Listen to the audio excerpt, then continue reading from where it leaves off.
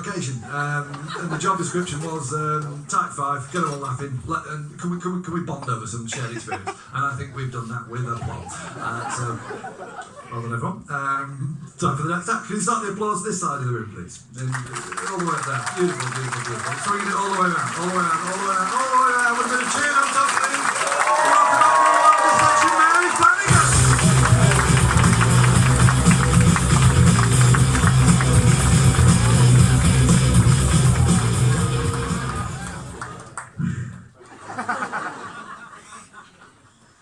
So the coronavirus, huh?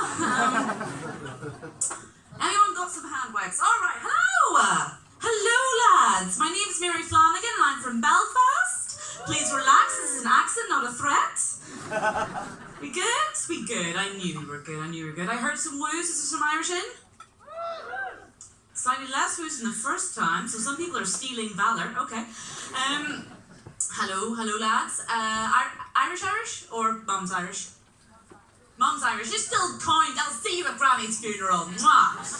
I know what some of you are thinking. Some of you are thinking, that's not a Belfast accent. That's not a Belfast accent. I've seen Derry Girls. I know the crack. And you're right. It's a middle-class Belfast accent.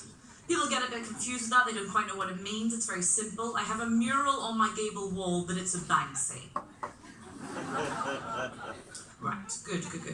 Yeah, so I moved to Birmingham. I live here now. I was drawn here by your beautiful city motto, Birmingham. Has your stag do been kicked out of Manchester, London and Liverpool?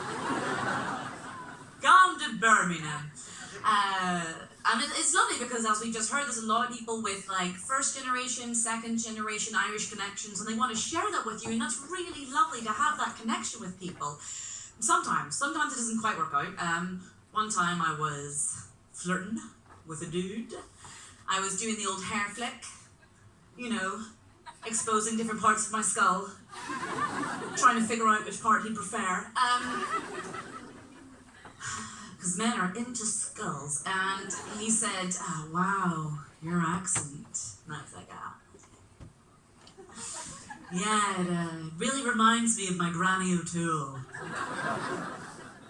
I said, great. Was she also trying to fuck, or? Yeah, I'm DTF, trying to fucking talk about your grandmother. Yes, but it's nice living in Birmingham. I moved to Birmingham for work. I got over here and they told me the roads were already tarmacked, and I thought, fuck. Missed the boat on that by about 60 years. Oh well. But I work in TV now. I don't like to talk about where I work necessarily. Let's just say it's a British Broadcasting Corporation. Could be anywhere. And I work on a show, some of you might know, I work on a show called Doctors. The kind of muted reaction I've come to expect. Which some of you might remember from the last time you were unemployed or homesick from work. I was talking about doctors in front of an audience, and this American girl was there, and she said, what's doctors? And I said, okay, so like, you know ER? And she's like, yeah. And I said, okay, so doctors is like ER with a budget that's a bit of tissue paper and a wish. Somebody came up to me after a gig, actually, and said, do you really work on doctors? And I was like, this is not something you lie about for cred. Yes, I do work on doctors. And she said, thank you so much for giving my dad something to watch at lunchtime. Which is grim as fuck, because it makes it sound as if they're like, well, Dad, it's 2:15, your show's over, back in the corner, face the wall, you know, where you belong. But when I got to Birmingham, I didn't know anybody, new city, knew me, no friends, I knew nobody. So I was like, I'm going to go out there and join things. I'm going to go out there and join things, like queues and large groups of people in pubs. Like if I stand on the outskirts of the circle and laugh at the same time they're all laughing, they'll all think someone else brought me. Like, classic Michael. Big step in with every laugh, smash cut to 4 months later. Guess who's godmother? one of the things I did join, I joined roller derby. Has anyone heard of roller derby? Oh my God, seen Irish girls before.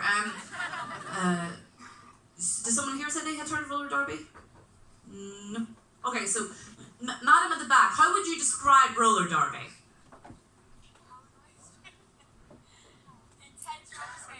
Intense roller skating, great, very accurate. One time at a gig I asked that and someone just said, violence.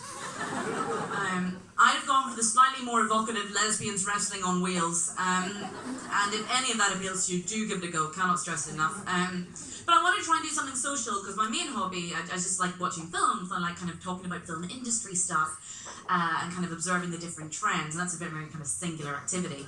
But I wanted to kind of talk to you guys about a thing. I'm sure you guys have seen the trend for big budget reimaginings of beloved children's classics. You've got your kind of Lion King, you've got like Detective Pikachu, the budgets of 200 million, 175 million. I'm gonna pitch you now a CGI, totally non-CGI adaptation of a beloved children's classic that we can do for the budget of an episode of Doctors. Okay, so we all know Mr. Men, Little Miss, yeah? Okay, so Mr. Bounce, yeah? Don't need to spend thousands of pounds and millions of pounds in CGI. Tennis ball, done. Mr. Uppity, Kidney Bean, Mr. Good, Haricot Bean. They're not all beans. Most of them are beans. Mr. Messy, bit more interesting. You'll observe that unlike Mr. Good and Mr. Uppity, there's no black line separating his form from the outside. His form is simultaneously perceived and unperceived. He both is and is not a being. He's a kind of Lovecraftian, Cronenbergian force of chaos and destruction. Mincemeat, done. Got Mr. Fussy, that's another easy one, that's Hitler. It's just... And the Little Miss Chatterbox, vile sexist stereotype. I propose we replace her completely with Little Miss Intersectional Feminism. Okay, thanks. Okay.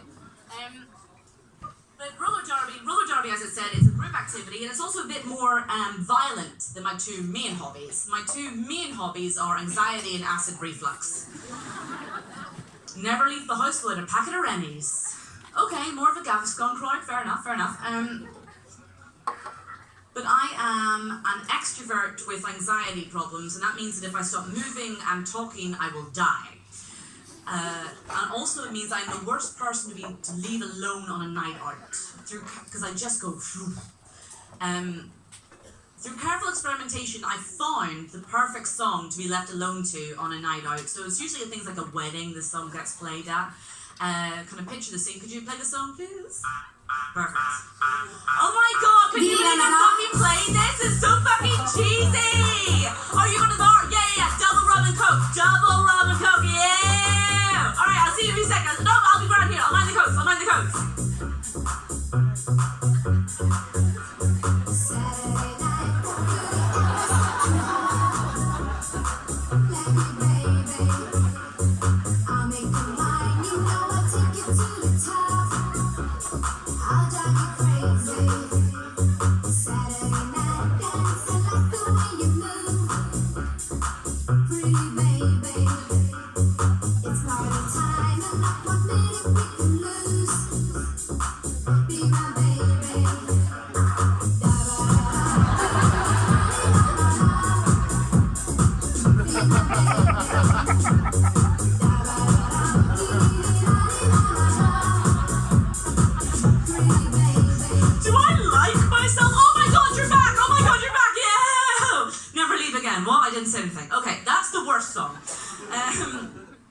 But yeah, people talk a lot about kind of like what's behind anxiety, what's the root of anxiety. I don't know what's at the root of my anxiety. I know that it's not genetic, because you've got me currently on my 4th therapist, and then you've got my sister who recently Googled what's wrong with being a narcissist. She just didn't know. And you know what? I think it's a good sign that she was checking. But yes, so the single thing I think is kind of the anxiety thing is tied into kind of why I'm single. So I am single. I'm single at the moment. I say at the moment, it's been 7 years. It's been medically termed too long. Yes, I'm so single. I had a sex dream about masturbating. It is hard to brush your teeth when you can't make eye contact with yourself.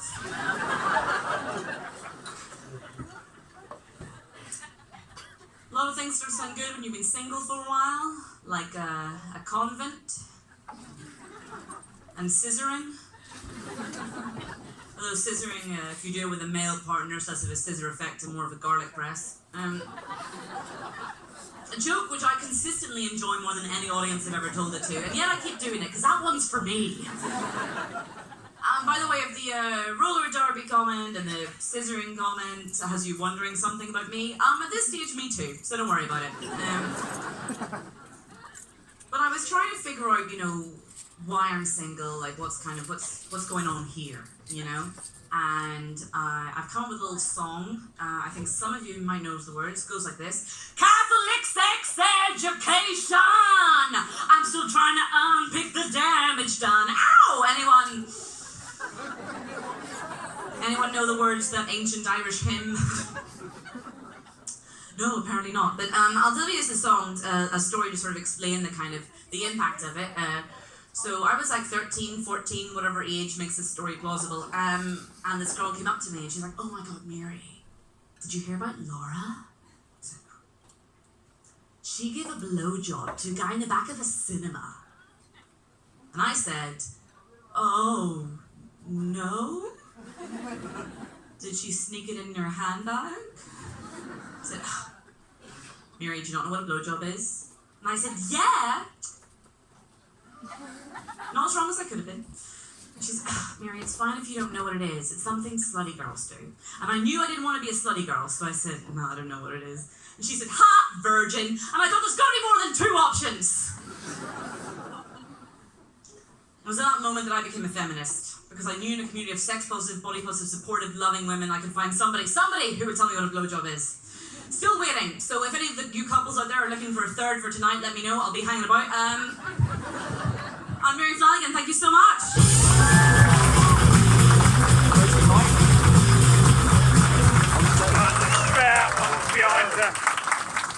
Mary Flanigan there. Mary Flanigan. I didn't mention before, tactically actually, that here at the Glee we have a policy of bringing on newer acts. You can't just waltz in here and do 20 minutes, of course. You have to go through the open spot system.